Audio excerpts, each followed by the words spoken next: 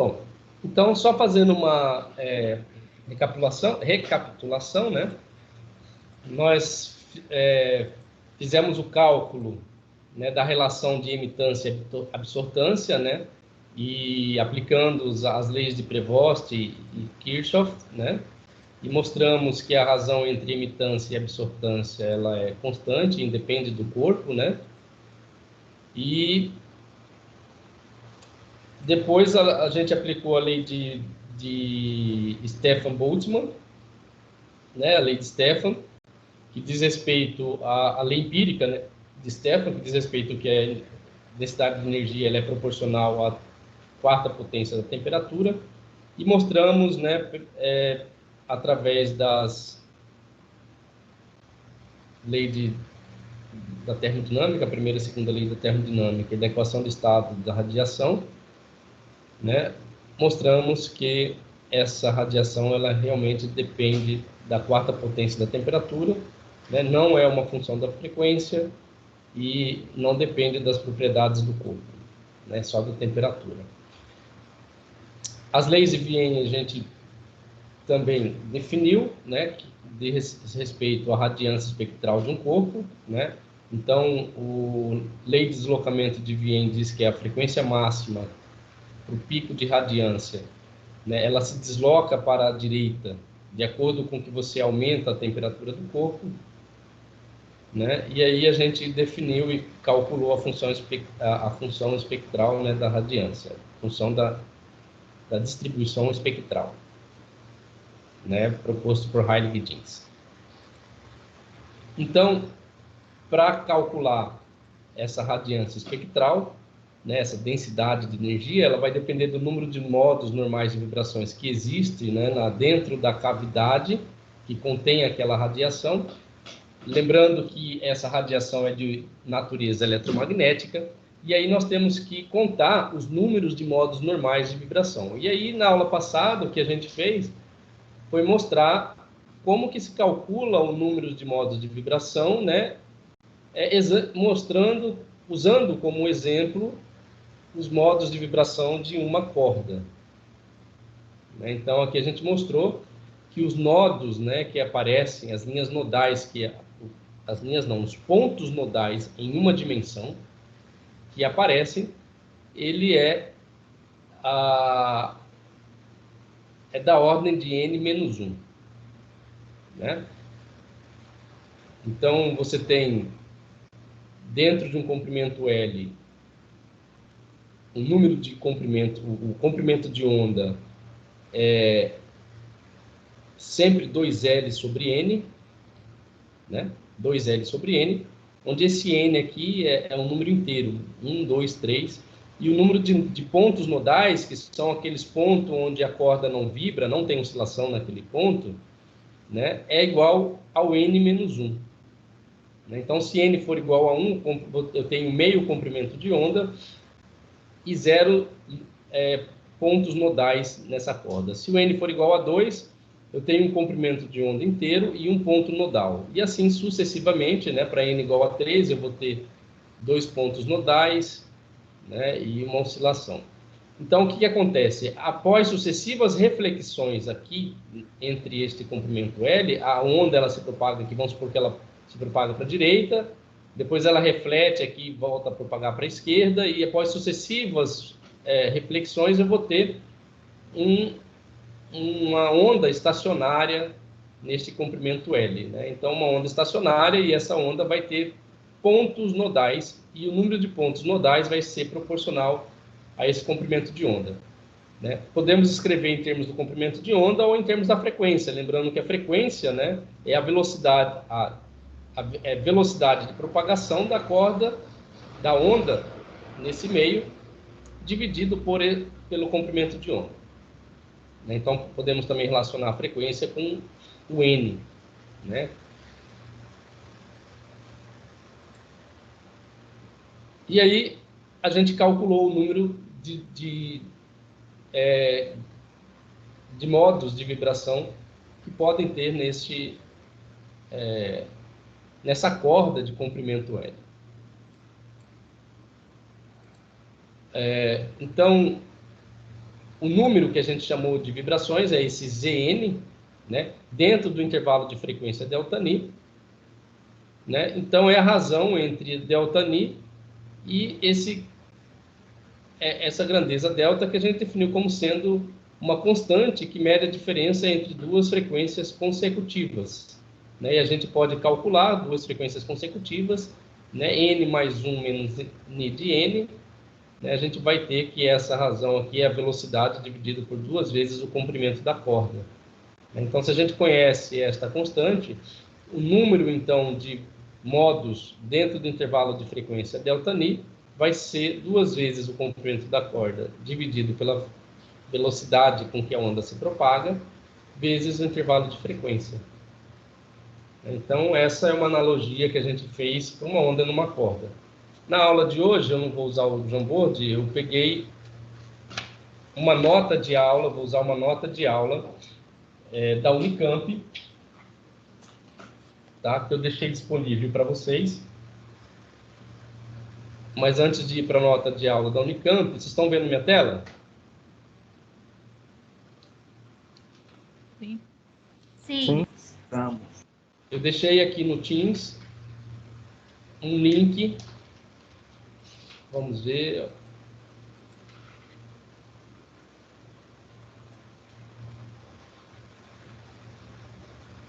Tem dois vídeos, um da aula passada.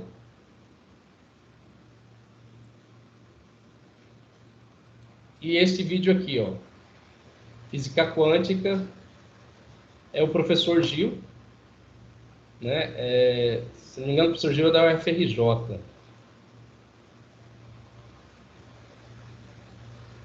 E ele vai dar uma aula aqui sobre a radiação do corpo negro, né? É uma aula muito interessante. Eu gosto muito das aulas desse professor, ele é muito didático, né? Inclusive, eu passei para uma colega nossa dessa turma, né?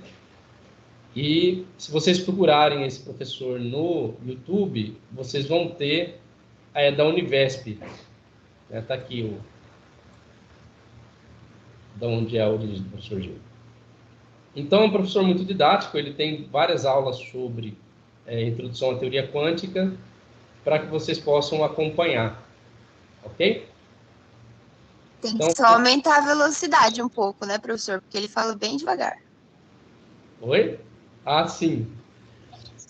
Né? Tem que aumentar a velocidade dele falando, senão ele demora demais para falar uma coisa. Aí você fica lá, perde até o raciocínio. Já assistiu quantas aulas dele? É Carol que está falando, né? Duas. Assisti duas, professor. Eu fiquei, meu Deus, tem que ir mais rápido. Você pode aumentar a velocidade do vídeo, né? Aqui no... Você pode colocar em duas vezes, ó. Vamos ver como é que sai. Olá, alunos. Vamos começar essa disciplina contando uma história de curta. Tá? Bom, então aí, se aumenta a velocidade, ele pode ser um pouco mais rápido, né? Mas tem pessoas que preferem ouvir bem lentamente, né? Para absorver aquilo que o professor Gil está falando. Bom, além disso, aqui em arquivos, então a radiação do corpo negro, tá? É uma nota de aula da Unicamp, de um professor da Unicamp, que trata sobre a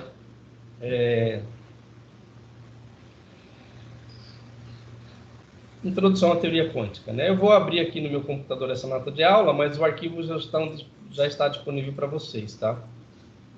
Opa. Pronto.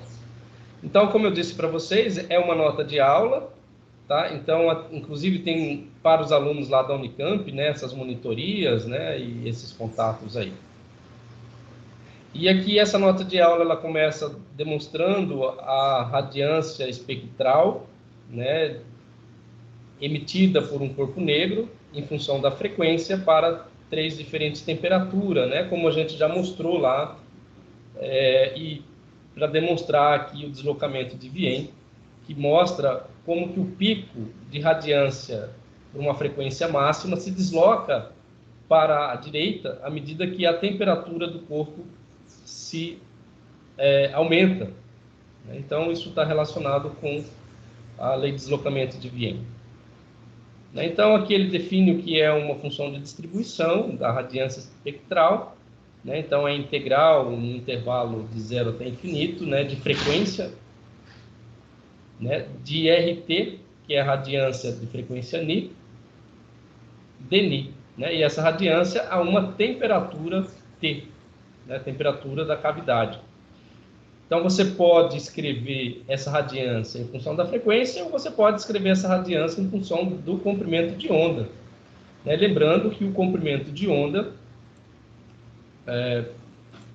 Só um pouquinho, deixa eu ligar aqui a minha placa digitalizadora.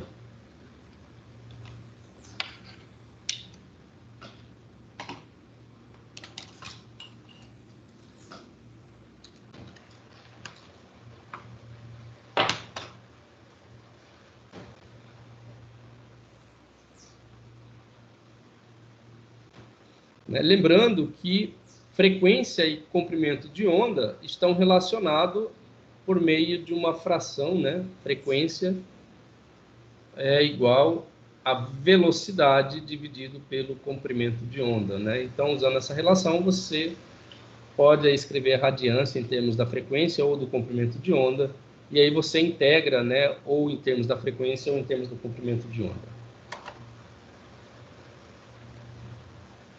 Bom, com relação a essa radiância espectral, a radiância ela cresce muito rapidamente com a temperatura, né? A gente mostrou isso, né? A frequência de radiância espectral é máxima, vai aumentando conforme a temperatura aumenta, né? Esse pico aqui de frequência é máximo, né? Ele aumenta, né, de acordo com a temperatura, ou seja, há um deslocamento para a direita que está relacionado com o deslocamento de Wien. E equivalentemente, o comprimento de onda é máxima, né? Vai diminuindo conforme a temperatura aumenta, né? Isso está relacionado com esta relação, ou seja, se a frequência, se o comprimento de onda diminui, significa que a frequência aumenta. Tem uma relação inversa entre comprimento de onda e a frequência. Então, as primeiras leis da radiação, né, foram mostrados, né, que a radiância ela é proporcional à quarta ordem da temperatura, né, temperatura elevada à quarta ordem, né? Só que essa radiância ela não cobria todo o espectro de radiação, né? Só no limite aí onde a temperatura ela era muito alta, né? E esse espectro da radiação ela foi demonstrado por Boltzmann, né? Usando, quando a gente mostrou, né? As leis aí da termodinâmica. Em 1893 ele mostrou que o máximo do espectro de deslocamento, né, é proporcional à temperatura, né? Então ela é linearmente dependente da temperatura, né? Linearmente significa dizer o seguinte: se você traçar uma linha reta entre este ponto e este ponto, né, passar uma linha reta entre esses pontos aqui, né, você vai passar por esse ponto aqui também. É porque, bom, eu estou sem régua aqui, mas esse comprimento aqui ele é linear, tá? Esse crescimento aqui da frequência máxima com temperatura ela é linear, né? Então a frequência é proporcional à temperatura.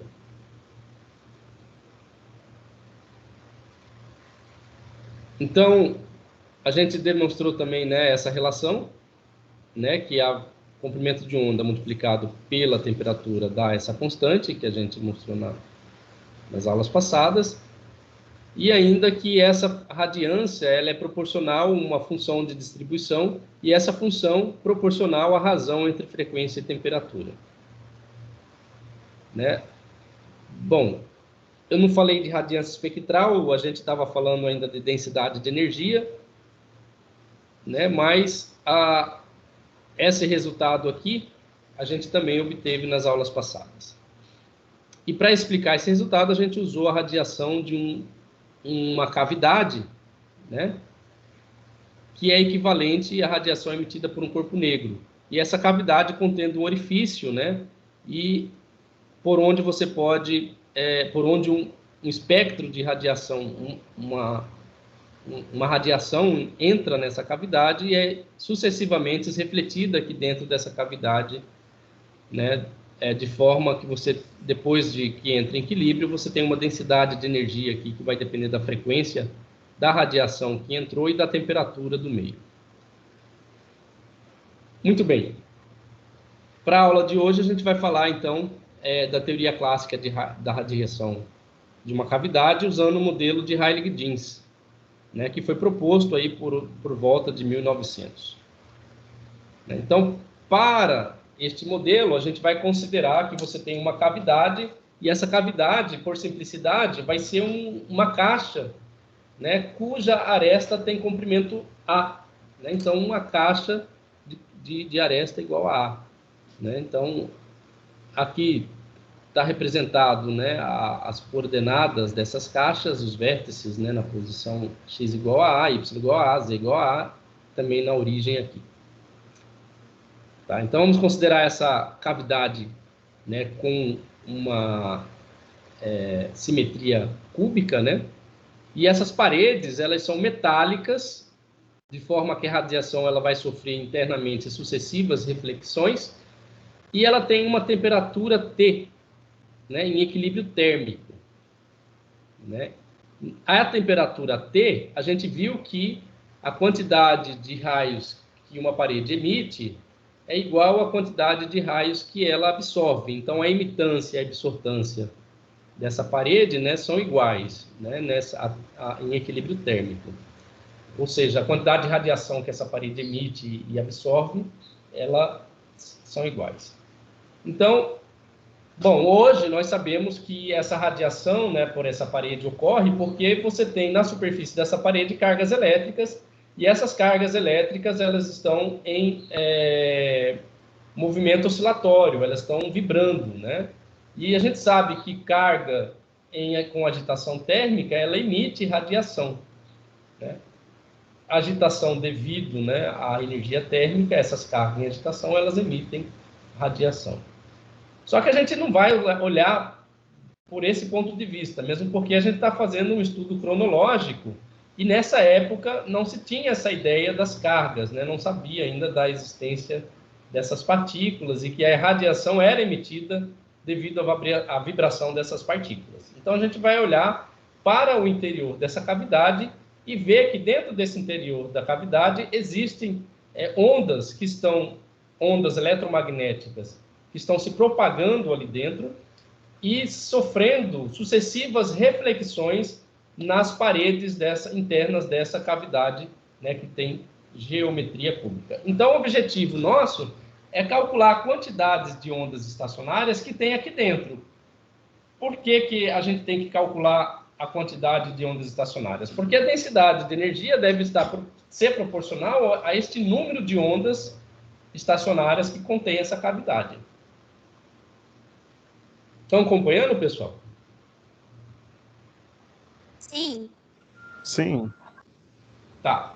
Então, qual que é o raciocínio? Então, nós vamos argumentar que a radiação dentro da cavidade existe na forma de ondas estacionárias, né? E a gente precisa arranjar uma forma de contar estas ondas estacionárias dentro da cavidade.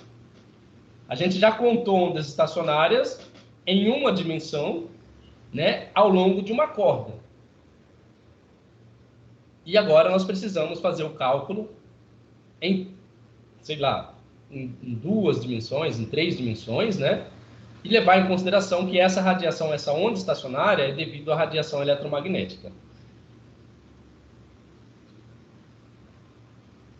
Então, a gente vai contar o número de ondas estacionárias que vai existir dentro do interior dessa cavidade, com frequência dentro desse intervalo aqui, entre Ni e Ni mais Dni.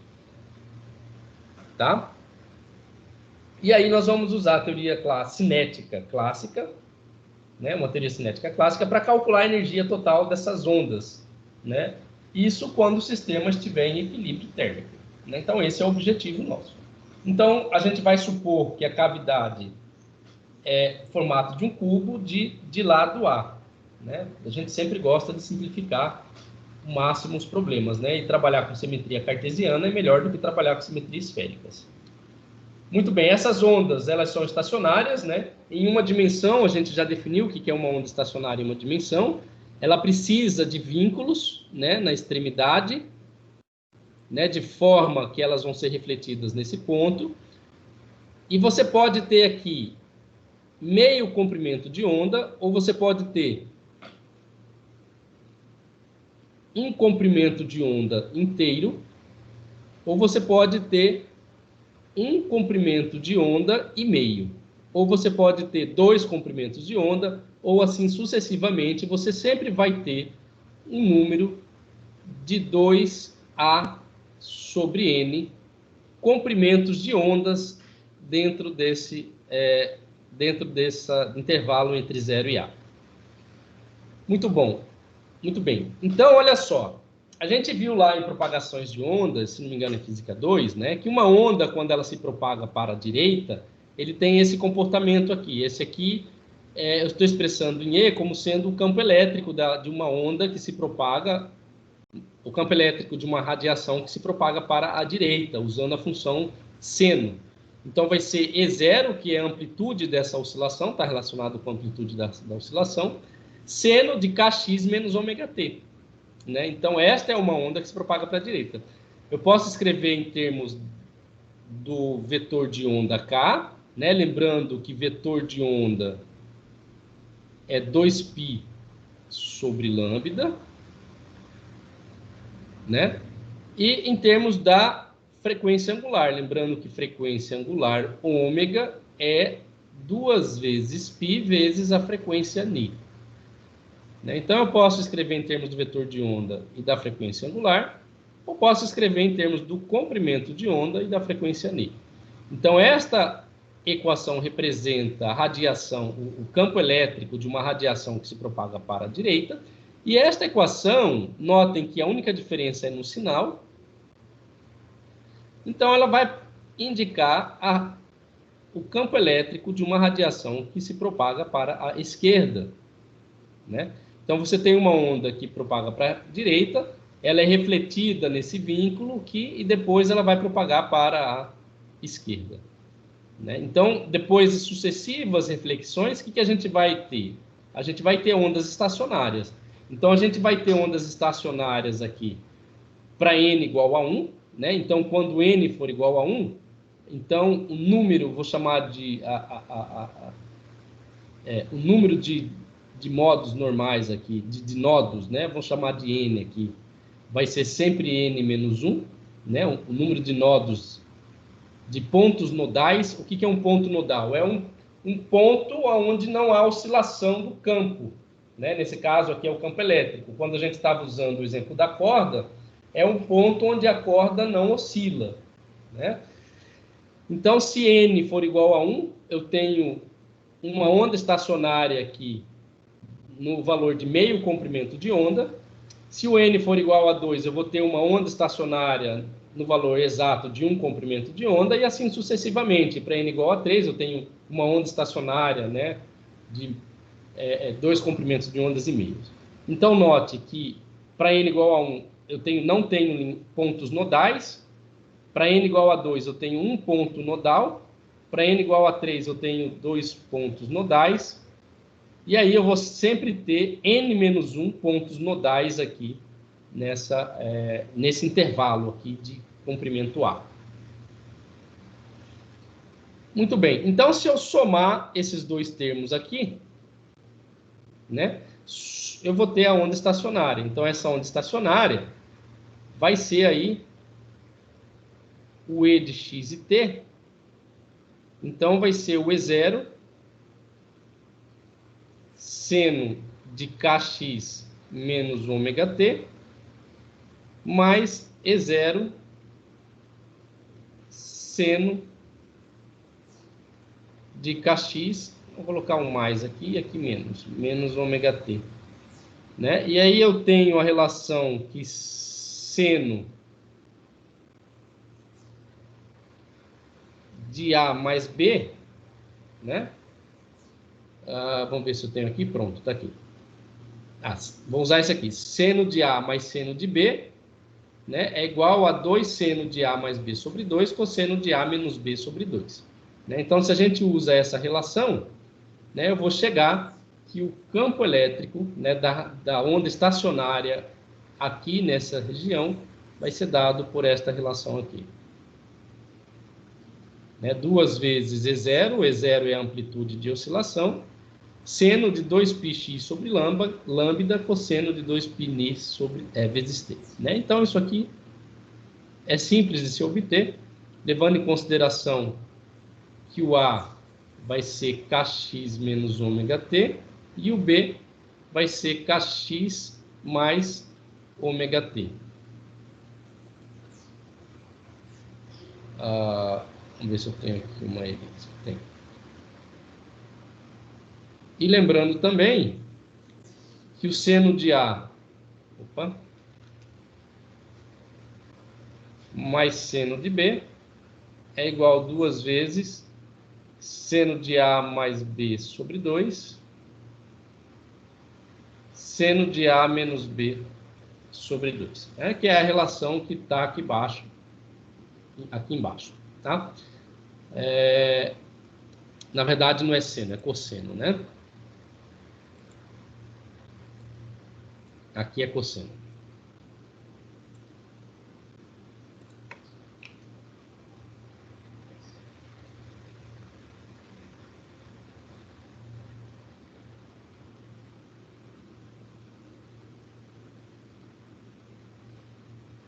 Então, se vocês usam essa relação, a gente vai chegar aqui nesse campo. Então, vamos fazer algumas observações. Para que a gente tenha uma onda estacionária, é preciso que a gente tenha vínculo nessa região de comprimento A. Que vínculos são esses? Que nesse ponto onde x igual a 0 e x igual a A, não ocorra a oscilação desse ponto aqui, né? Então, é preciso que tenhamos um nó em x igual a 0 e x igual a A. O nó significa uma região no espaço onde não ocorre oscilação.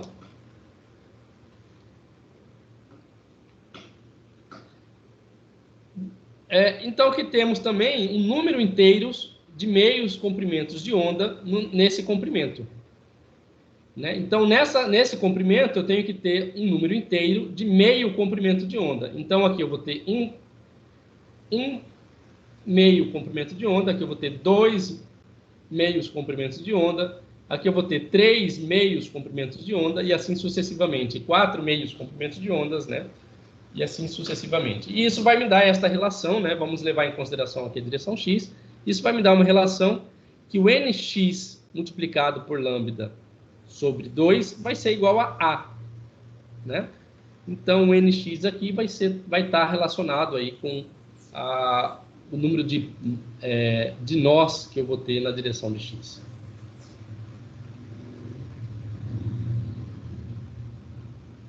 Bom, então aqui eu mostro como é que você obtém a radiação do campo elétrico, o campo elétrico, né, que vai oscilar aí nesse meio, né, usando uma regra trigonométrica de somas de senos. Bom, vocês fazem aí essas contas que vai ser simples de se obter. Então, vamos observar o seguinte. Eu tenho aqui uma função seno, né, sendo propagada aqui para a esquerda, né, e aqui eu não vou ter nós nos vínculos, né? Então, essa onda não vai ter nós na ponta. Ela está oscilando aqui indefinidamente na direção de x. Então, quando eu construo vínculos nas extremidades, aí eu vou ter um nó nas extremidades e essa onda vai estar presa aqui dentro dessa região aqui. Essa região aqui é o que a gente chamou de comprimento A. Né? Agora aparecem 2 nós nas pontas, né, como a gente quer. Né? Então, esses vínculos aqui nada mais é do que a simulação das paredes da cavidade. Então, quantos modos normais de vibração vai ter nessa região? Então, para calcular o número de modos normais da vibração, né, a condição é que eu tenha vínculos, é que eu tenha nós dentro dessa região. Bom, aqui está a condição de que eu tenha que ter um número inteiro de meio comprimento de onda, e esse número inteiro nx de meio comprimento de onda, multiplicado, né, por nx, vai dar igual exatamente o comprimento que eu tenho aqui dessa cavidade. Então, eu posso escrever em termos da frequência, né? Ou eu posso escrever que nx, né, que é o número de nodos que vai ter aqui, vai ser igual a 2A sobre lambda, né? E de forma equivalente, né, eu posso escrever que esse nx será ni sobre c, vai ser 2ni A sobre C, certo? 2ni A sobre C. Então, eu posso escrever em termos do comprimento de onda e também posso escrever em termos da frequência, né? Levando em consideração que a frequência é a velocidade da luz dividido pelo comprimento de onda. Notem agora que eu estou usando C. Por que eu estou usando C? Porque eu estou considerando que eu tenho, dentro da cavidade, radiação eletromagnética. E dentro da cavidade eu tenho um espaço vazio. E no espaço vazio a gente sabe que a radiação eletromagnética se propaga na velocidade da luz, né? Então, o nx aqui vai ser igual ao número inteiro. N1, 2, 3, 4 e assim sucessivamente, tá? Então, quantas frequências vai ter dentro do intervalo ni, né?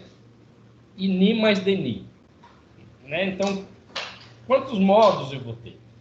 Então, aqui, eu fiz um gráfico em uma dimensão e cada ponto desse representa um número de n, né? Então, n igual a 0, n igual a 1, n igual a 2. Então, o n aqui cresce para a direita, né? À medida que você se afasta para a direita, você vai aumentando o valor de n, né? Então, se eu pego uma distância d qualquer aqui, né? Dentro dessa distância d, eu vou ter um número n, né, de pontos.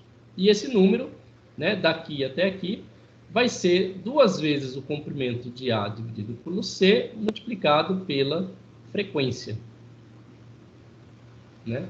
Ou, dentro de um intervalo ΔNi, né, com ΔNi tendendo a 0, eu vou ter 2AC ni mais dni multiplicado pela frequência. Então, se eu quero saber quantos modos de oscilação, né, e eu vou escrever esse módulo, o número de modos de oscilação em termos da frequência, né, dentro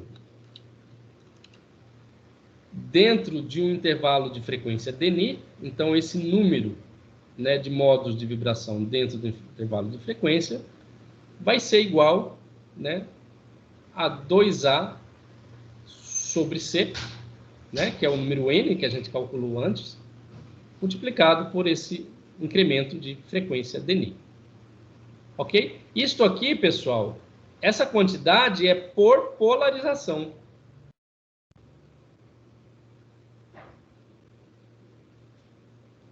Um modo transversal, existem 2 polarizações em um modo transversal, né? Então, considerando que o modo transversal existe 2 polarizações, eu multiplicando esse termo aqui por 2, eu vou ter, né, dentro desse intervalo de frequência dni, um número de modos igual a 4 vezes A dividido por C dni.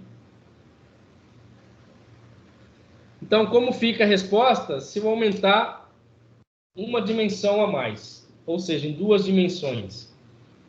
Bom, vamos considerar que em 2 dimensões, agora, eu tenho um quadrado, né? O quadrado, né, de lado A. Então, eu vou ter A por A.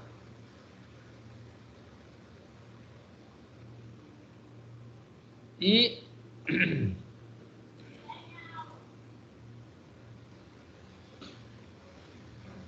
dentro desse quadrado, a onda ela vai se propagar em diversas direções, né, que são possíveis aqui dentro. Para todas as direções possíveis, elas vão se propagar. Então, veja bem, enquanto que em uma dimensão eu tenho pontos nodais, tá? O que são os pontos nodais? São regiões do espaço, são pontos no espaço onde não há oscilação da radiação. Em 2 dimensões, eu vou ter linhas nodais, né? E essas linhas nodais, para uma direção específica de propagação, elas vão ser paralelas, ok? E a direção de propagação, vai definida pelo vetor de onda V, vai ser perpendicular a estas linhas nodais.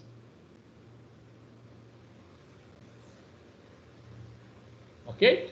Então, olha só, eu tenho um vetor aqui que define a direção de propagação de uma onda, né? De uma onda agora é uma onda plana, que ela está num quadrado, né? de lado A. Né? Então, após sucessivas reflexões que vão ocorrer aqui dentro, eu vou ter sobreposição dos modos de oscilação.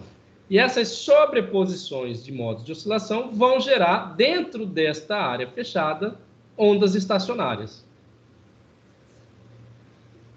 Né? Então, elas vão gerar ondas estacionárias, e essas ondas estacionárias em 2 dimensões vão ter linhas nodais, e essas linhas nodais são linhas, né, um conjunto de pontos no qual não ocorre oscilação. Né? Então, os pontos que formam essa linha, não ocorrerá oscilações quando a onda se propaga nessa direção aqui, que é perpendicular, faz um ângulo reto, né, a direção de propagação com a linha nodal. Então, muito bem, eu tenho aqui uma determinada direção de propagação, que é definida pelo vetor K, né, e esse vetor aqui, né, ele faz um ângulo alfa em relação à abscissa e um ângulo beta em relação à ordenada. E se eu somar o cosseno destes ângulos, né, o quadrado do cosseno desses ângulos, né, essa regra trigonométrica me diz que a soma de cosseno ao quadrado de alfa mais cosseno ao quadrado de beta, isto aqui é igual a 1. O que nós queremos? Né, que essas ondas estacionárias dentro do quadrado, né, saber o número de ondas estacionárias dentro do quadrado, de maneira que as oscilações, né, nessas extremidades aqui, nesses pontos aqui, ó, sejam nulas. Né? Então, agora, eu estou dando os vínculos em 2 dimensões. Em uma dimensão, o que a gente definiu? O vínculo nesse ponto e nesse ponto, para que haja ocorrência de ondas estacionárias, elas não podem oscilar nesses pontos aqui na extremidade, né, em uma dimensão. Em 2 dimensões, né, elas não vão poder oscilar na superfície, né, desculpa, não pode falar superfície, que eu estou falando de quadrado, né, mas nas arestas aqui desse quadrado. Então, as 4 laterais, a amplitude da oscilação, ela tem que ser nula para que ocorra estados estacionários aqui dentro.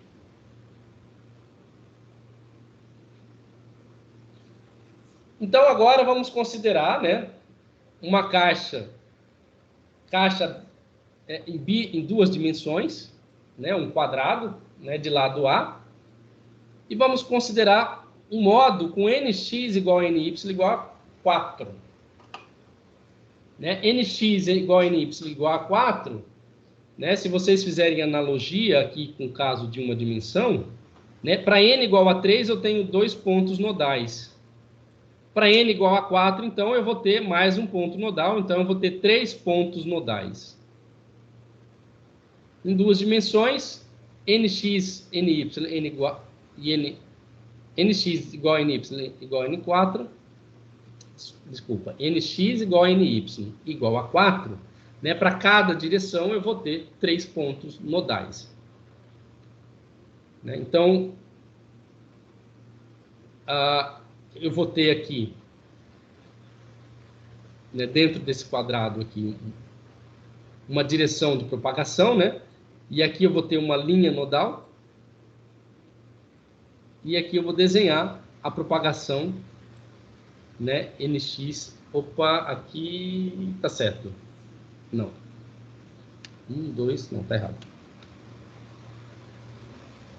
Vai ser 1, 2, 3, 4. Pronto. 1, 2, 3. Muito bem.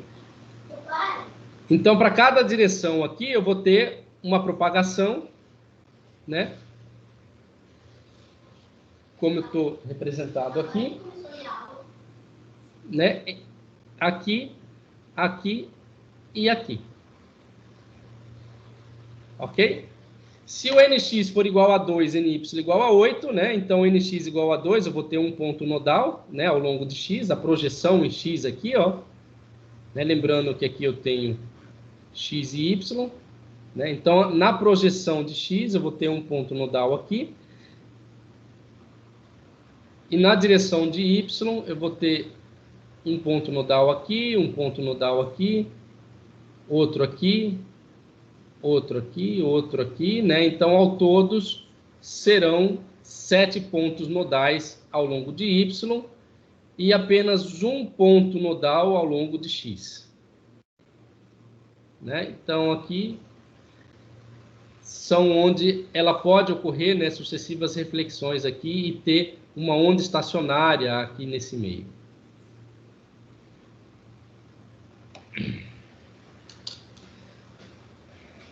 Então, muito bem, vamos ver aqui a direção de propagação, né, de uma onda. Então, vamos levar em consideração aqui o plano XY, e esse vetor aqui é o vetor de onda K, que indica a direção para onde uma onda específica ela se propaga, ok? Então, você tem aqui planos nodais, que são perpendicular ao vetor de onda, né? E estes planos nodais estão separados pela metade de um comprimento de onda. Tá? Então, a projeção em x, eu vou ter lambda x sobre 2, e a projeção em y, eu vou ter lambda y sobre 2. Tá? E aqui eu vou ter planos nodais. Né? Então, lambda x, em termos de lambda, vocês podem mostrar aí, né? A relação de lambda x com lambda vai ser lambda sobre cosseno de alfa, né? Então, eu tenho aqui, daqui até aqui eu tenho cosseno de alfa, né? E a definição de cosseno de alfa, né, é cateto adjacente, né, que é lambda x sobre 2, né?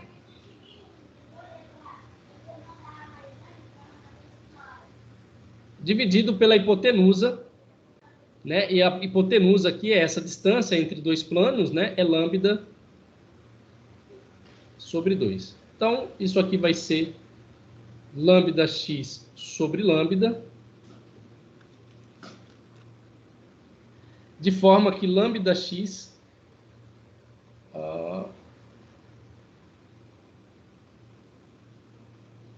deixa eu ver se eu...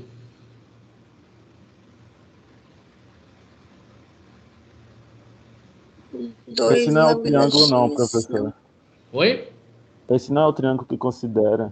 Não, não é. Eu peguei errado porque esse triângulo aqui tem 2 comprimentos de onda, né? Tem um comprimento de onda, né? Esse triângulo. Deixa eu pensar. É esse triângulo aqui, ó.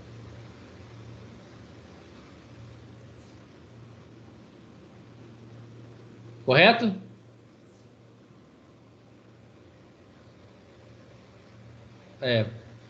Então, daqui eu tenho cosseno de alfa sobre lambda sobre 2. Então, daqui até aqui eu tenho cosseno de alfa, e daqui até aqui eu tenho lambda sobre 2, né?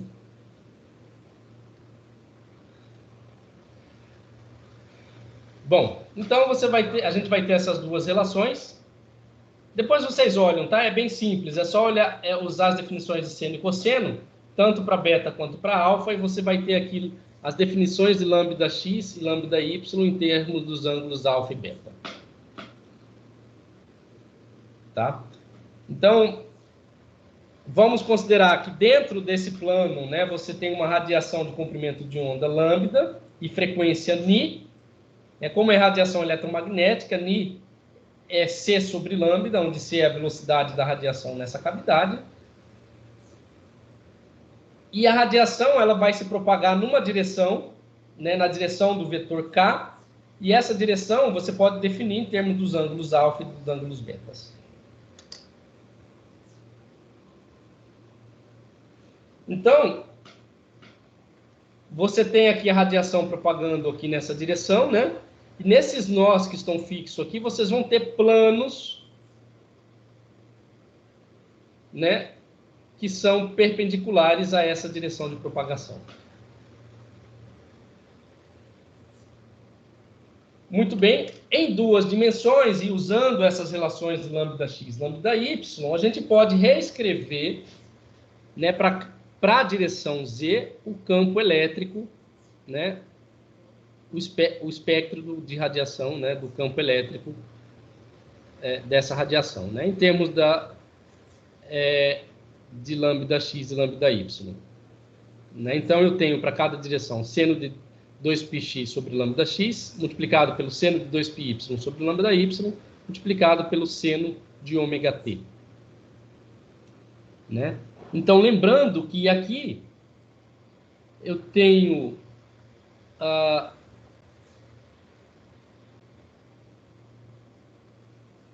desta relação, né, levando em consideração que o comprimento lá da caixa, né, é uma caixa de lado igual a A. Né, então, deixa eu mostrar aqui.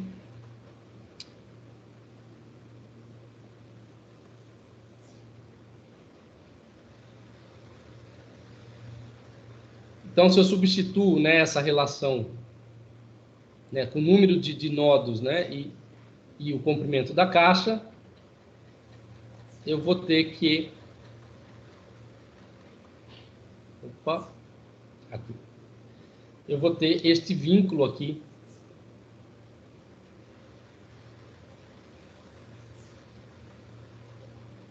para que dentro da caixa eu tenha um número inteiros de meio comprimento de onda. Então, o número inteiro de meio comprimento de onda, né, 2A sobre lambda, tem que ser nx, né, e isso aqui vai me dar quais são os nodos permitidos dentro dessa caixa, tanto na direção x quanto na direção de y. Né? Então, essa relação aqui dá os números de nodos permitidos. Né? Não é qualquer número que vai poder propagar ali dentro daquela caixa. Então, a gente vê que é um número, né, discreto, né, de modos de vibração. Uma visualização em duas dimensões, né, dessas propagações, né, se você tem nx e ny igual a 1, né, você tem aqui essa onda em duas dimensões se propagando. Se você tem n igual a 1 e ny igual a 2, né, então você vai ter uma linha nodal paralela, né, paralela ao eixo y. Agora, se você tem ao contrário, nx igual a 2 e ny igual a 1, você vai ter uma linha nodal paralela ao eixo x. Né? Agora, nx igual a 2 e nx igual a 1, você vai ter duas linhas nodais. Você vai ter essa linha nodal aqui, paralela ao eixo y, e você vai ter uma linha nodal paralela ao eixo x. E aí você vai ter umas oscilações aqui, né, com amplitudes, né, positivas e negativas aqui, com vales e cristas, né? Então, esses são os modos de vibração que você pode ter em duas dimensões. Entenderam, pessoal? Isso é mais física 2, né? Lá quando a gente estudou ondas. Então, quais são as condições de contorno nas laterais, né? Para que tenha vínculo nas laterais, né? As condições de contorno é que você tenha um número inteiro de meio comprimento de onda. Então, 2πA sobre lambda, né? Cosseno de alfa, né? Porque você pode ter a direção de propagação, né, definida por uma inclinação, né, de um ângulo alfa, e você tem que ter, ao longo dessa direção, um número inteiros de meio comprimento de onda. Né? Então, esse nx vai ficar expresso agora, né, em termos dessa função cosseno. Né? tanto para a direção x quanto para a direção nx para a direção x, ny para a direção y. Se você eleva, né, ao quadrado, você vai ter o quadrado aqui, dos dois lados, né, e somando nx com ny, né, você vai ter esta relação, né, e a gente viu já que o cosseno ao quadrado de alfa mais cosseno ao quadrado de beta, isso aqui é igual a 1. Né? Então, a soma dos quadrados de nx e ny vai ser igual ao quadrado de 2a sobre lambda, né, ao quadrado. Então, aqui você vai dar, você vai ter, né, o número de nodos, né, relacionado com o número de modos de vibração dentro da cavidade. E nota o seguinte, esta relação aqui, cosseno ao quadrado de alfa, isso aqui é uma equação de uma circunferência, tá? Isso aqui é uma equação de circunferência. Vocês podem usar lá o décimos e brincar com essa relação aqui, que vocês vão ver que vai estar relacionado com a circunferência. Pessoal, já tem 1 hora que a gente está dando aula, vou dar um intervalo, tá, de 20 minutos, tomar água, descansar e já volto, beleza? Beleza. Tá sim. Certo, então olha só, antes do intervalo ficou uma pergunta, nesse exato momento eu não tenho a resposta, mas acredito que não está muito complicado de entender. Só não tenho tempo para pensar nessa resposta agora, mas a gente pode pensar nessa resposta de hoje para amanhã, tanto eu quanto vocês, né? E amanhã a gente vai discutir, aí no início da aula, por que a frequência máxima na lei de deslocamento de Wien não está relacionado com o comprimento de onda máximo, né?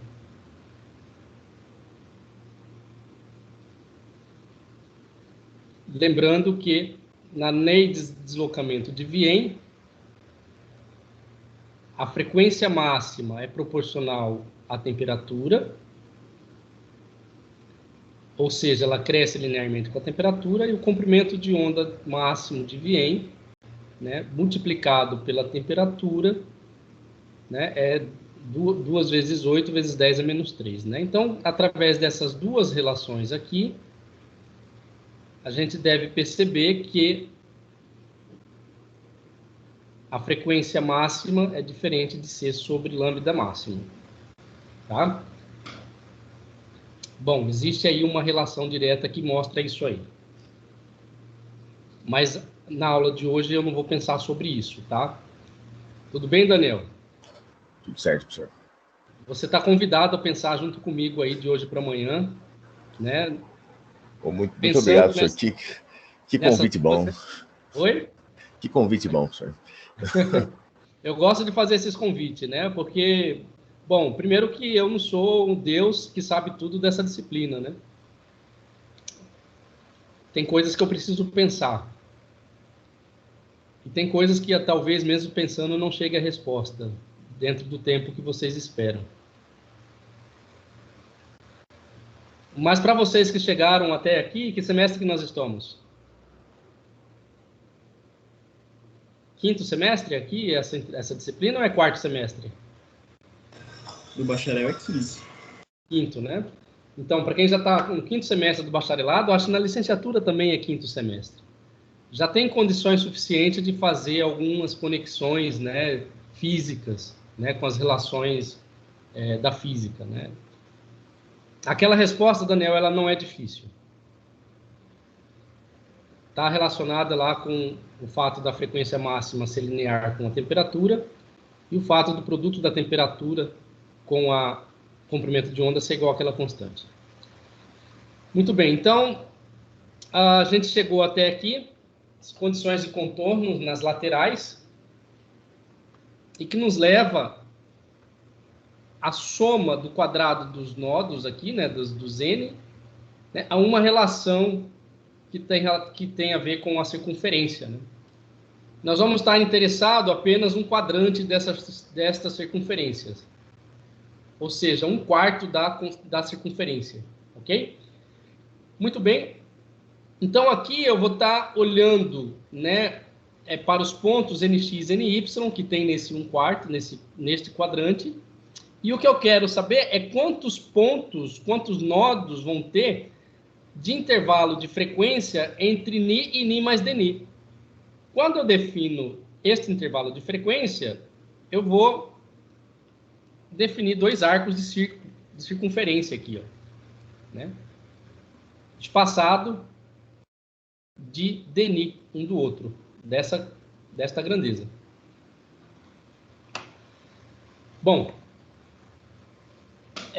levando em consideração que nós estamos considerando um quadrado, né, de lado A, e que o comprimento de onda de um modo ele é muito menor do que esse quadrado aqui, do que o A, o valor de A, que é o lado do quadrado. Significa dizer que nós estamos longe aqui da origem x e y que a gente define como ponto de referência aqui. Então, o que nós devemos fazer? Nós devemos fazer é calcular a quantidade, né, de pontos que tem dentro desse anel aqui, que é definido pelos limites dessa circunferência interna e dessa circunferência externa. Né? Levando em consideração aqui que eu tenho uma linha de pontos ao longo de x, né?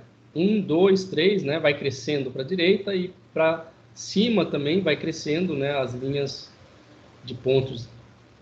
E o que eu quero é calcular a quantidade de pontos nesse anel aqui. Então, se eu quero saber a quantidade de pontos nesse anel, eu tenho que saber qual que é a área desse anel. E a área desse anel, né, eu sei que o perímetro de uma circunferência é 2π vezes o raio, né, e de um anel é só multiplicar pelo esse elemento dr aqui. Então, a área do anel completo, né, eu só estou mostrando 1/4 do anel, mas o anel completo vai ter área de 2πr vezes dr, né? Que em termos do valor da aresta, do lado do quadrado, né? E da frequência da radiação, que vai estar compreendida dentro deste intervalo, vai ser 2π multiplicado por 2A sobre C. Né? Esse termo aqui a gente obteve aí nos slides anteriores, né? Multiplicado também pelo intervalo Dni, né? Que é o intervalo de frequência que compreende aqui, limitado por essas duas circunferências. E dentro desse intervalo de frequência eu vou ter 2C sobre A, né? de frequências permitidas, né? O que está sendo mostrado aqui, como eu disse, né? É 1/4 do anel completo. Então, como é que eu vou contar o número de modos que vai ter nesse anel? Primeiro que o raio da circunferência você pode escrever em termos da frequência de C, né? 2 vezes A, multiplicado por Ni, dividido pela velocidade da luz. E o anel, né, vai ser definido pelo intervalo de frequência Ni e Ni mais Dni.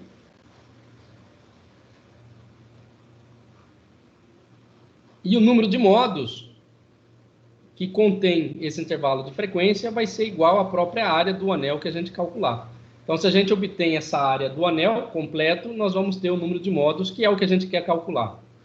Por que a gente quer saber o número de modos? A gente sabe que a densidade de energia de radiação emitida vai ser proporcional a esse número de modos da radiação.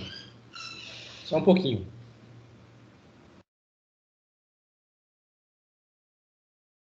Tá. Continuando.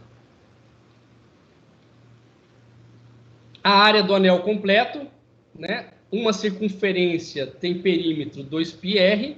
Se você multiplica pelo elemento a espessura do anel dr, você vai ter a área do anel completo. Né? E você pode escrever, como a gente usou no slide passado, né? Em termos da frequência da radiação e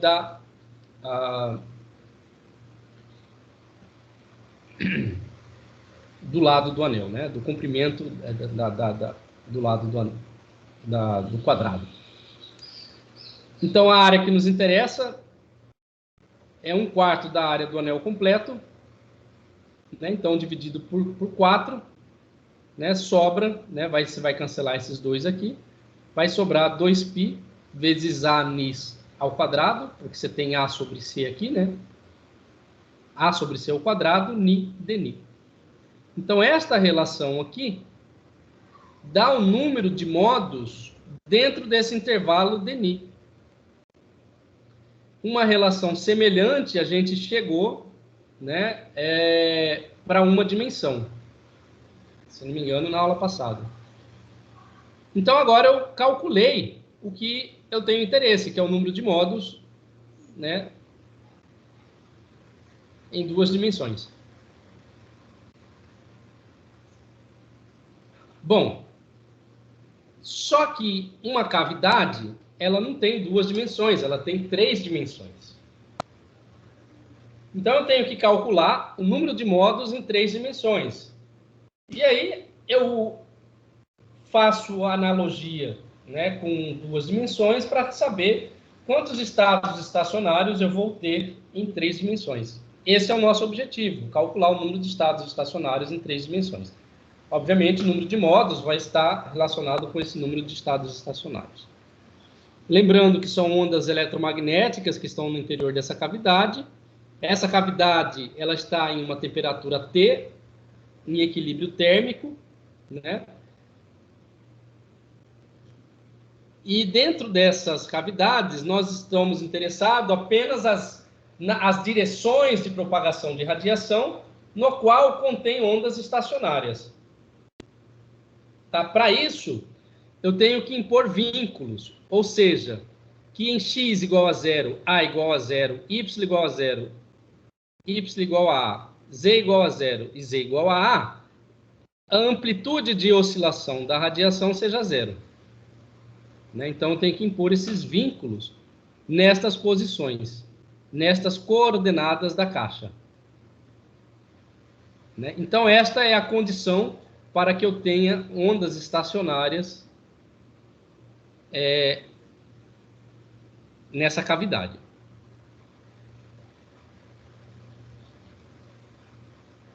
Bom, o que acontece se essas amplitudes não fossem nulas? Então, se não for nula, você tem corrente circulando no interior dessa cavidade, né? Porque você tem radiação eletromagnética, essas ondas não são estacionárias, e você sabe quando um elétron está sob a ação de um campo eletromagnético, esse elétron ele vai ser forçado a se movimentar. E isso cria ondas elétricas, né? Você vai ter correntes elétricas.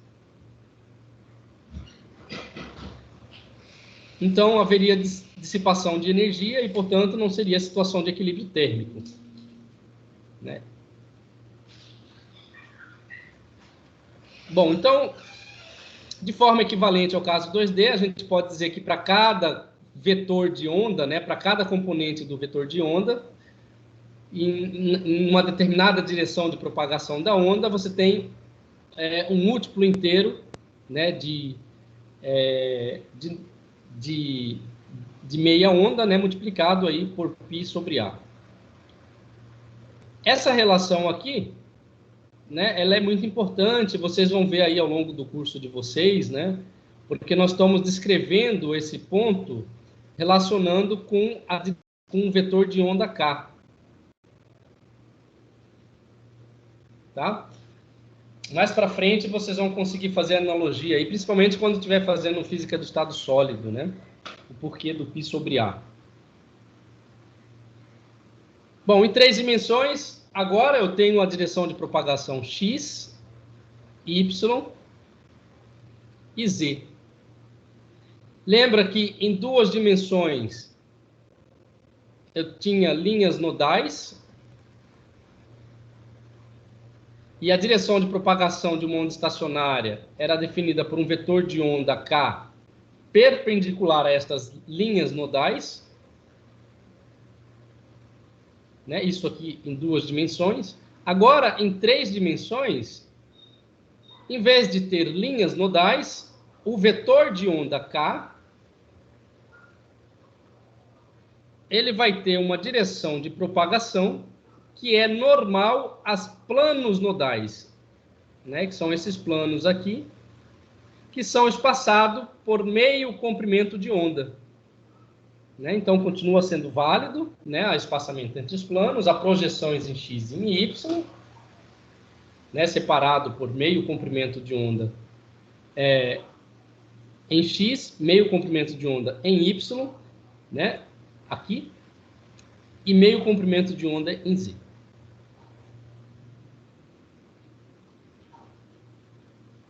Então, de forma análoga, se eu somar o nx ao quadrado, o ny ao quadrado, o nz ao quadrado, isso aqui vai dar 2π sobre lambda ao quadrado, mais cosseno ao quadrado de alfa, mais cosseno ao quadrado de beta, mais cosseno ao quadrado de lambda, de θ. Né? Lembrando agora que o meu vetor K, que indica a direção de propagação da onda, ele tem um ângulo alfa em relação a x, um ângulo beta em relação a y e o ângulo gama em relação a z. E o que a gente quer saber, né?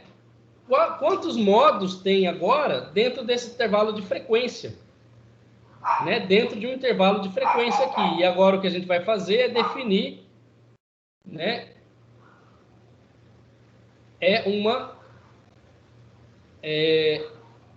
Uma casca, né, de uma esfera, né?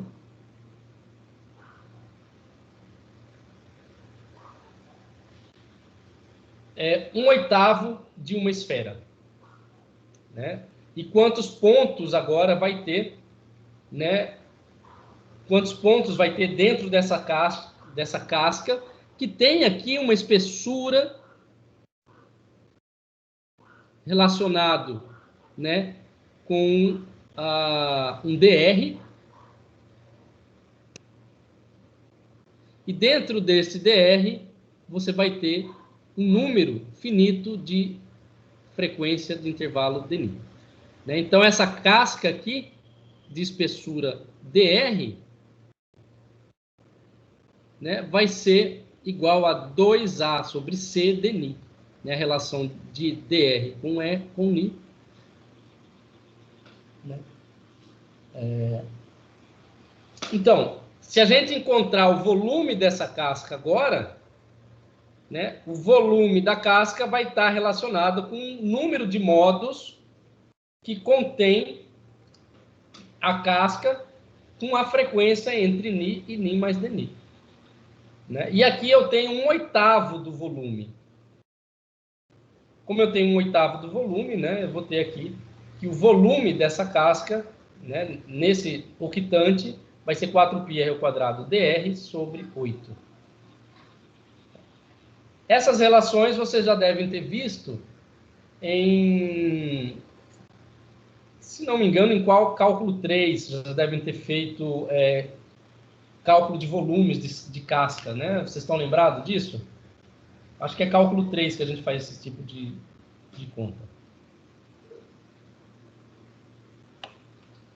Nós estamos levando em consideração que o número de comprimento de onda, né, é muito menor do que a aresta A.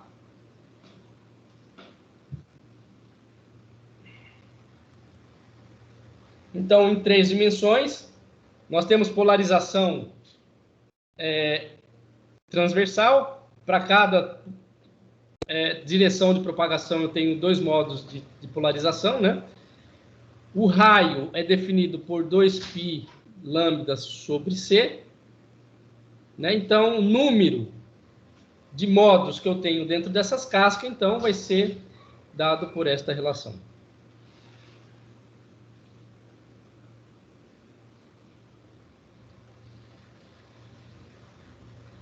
Então, essa relação aqui, ela é obtida por polarização.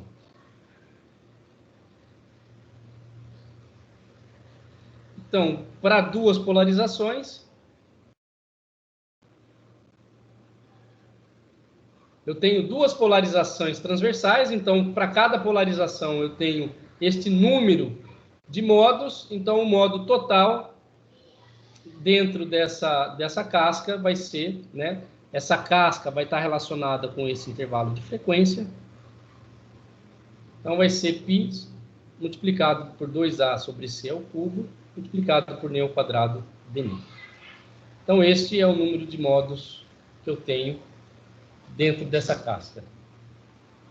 Bom, agora que eu sei o modo, eu preciso calcular a energia média por modo de vibração. E essa energia média está relacionada com a energia térmica, né? Então, para cada modo de vibração, a energia térmica é kBT, onde Kb é a constante de Boltzmann e T é a temperatura, né? Então, o Heilig e Jeans, eles usaram o teorema de equipartição da energia, que a gente viu na aula passada, né? E atribuíram para cada modo de vibração a energia térmica igual a kBT. Então, quando você atribui a energia térmica, você vai precisar da densidade de energia dentro dessa cavidade. Bom, e a densidade de energia?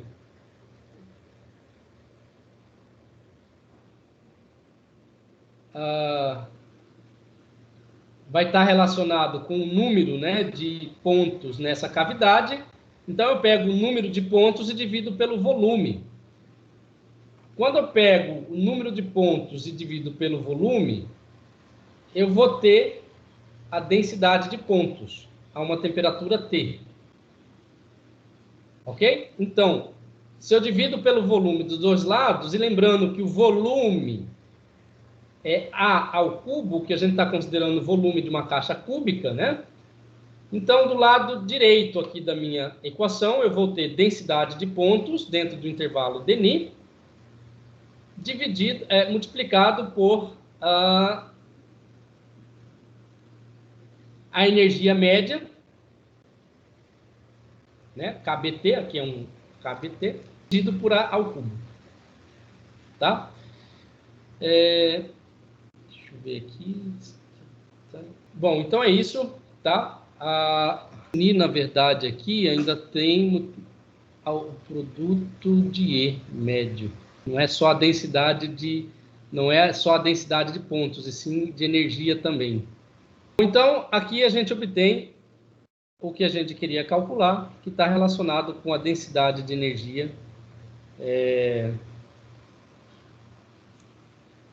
a densidade de energia da cavidade, né, da radiação da cavidade.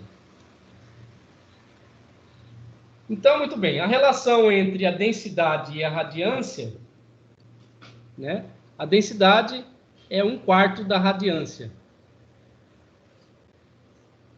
Então, se a gente calcula a densidade, a gente já calculou aqui.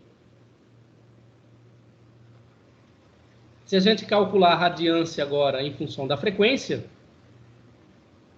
né, se a gente calcular em relação à frequência, temos que integrar isso aqui, tá? Você tem integral de νi ao quadrado, né?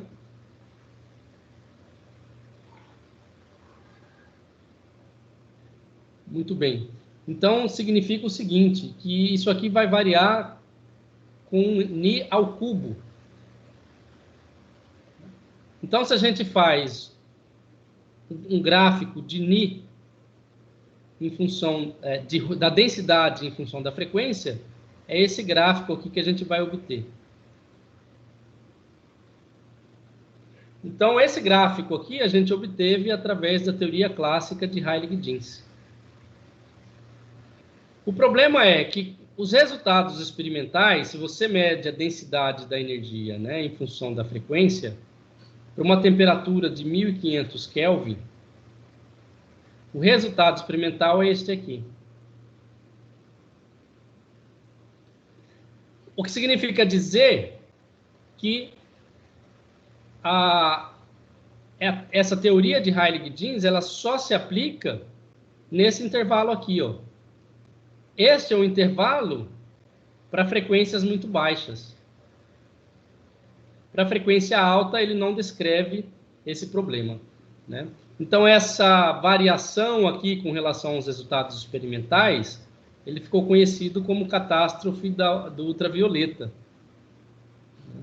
Então, a catástrofe da ultravioleta está relacionado com o fato de que a teoria clássica, né, desenvolvida por Heilig-Jeans, não descrevia os resultados que eram obtidos experimentalmente. Então, algum problema tinha aí com a teoria, com a aplicação da teoria clássica, né, para descrever a densidade ou mesmo de forma equivalente, né, a radiância espectral de uma cavidade. Bom, aqui ele propõe algumas atividades, né, para você estimar o número de ondas estacionárias no interior de uma cavidade cúbica de 10 centímetros de lado, né, com a frequência entre 10 a 14 Hz e 1,01 vezes 10 a 14 Hz. Propõe também, por curiosidade e comparação, estimar o número de ondas estacionárias no mesmo intervalo de frequência para casos de caixas de 1 e 2 dimensões, né? E, da mesma forma como eles fizeram lá, na próxima aula, a gente vai ver como que a ciência, em 1900, começou a contornar o problema da catástrofe do ultravioleta, né? E como que a solução para o problema da catástrofe do ultravioleta levou ao surgimento da mecânica quântica. Tá? Bom, essa nota de aula está disponível para vocês no Teams, né? Vocês podem pegar lá. E a minha aula fica por aqui por hoje. Alguma pergunta? Professor, em que lugar que fica a nota de aula lá?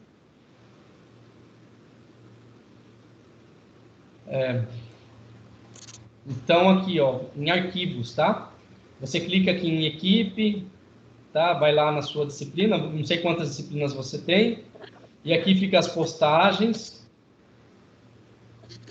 e os arquivos contém aqui, dentro da unidade 1, radiação do corpo negro,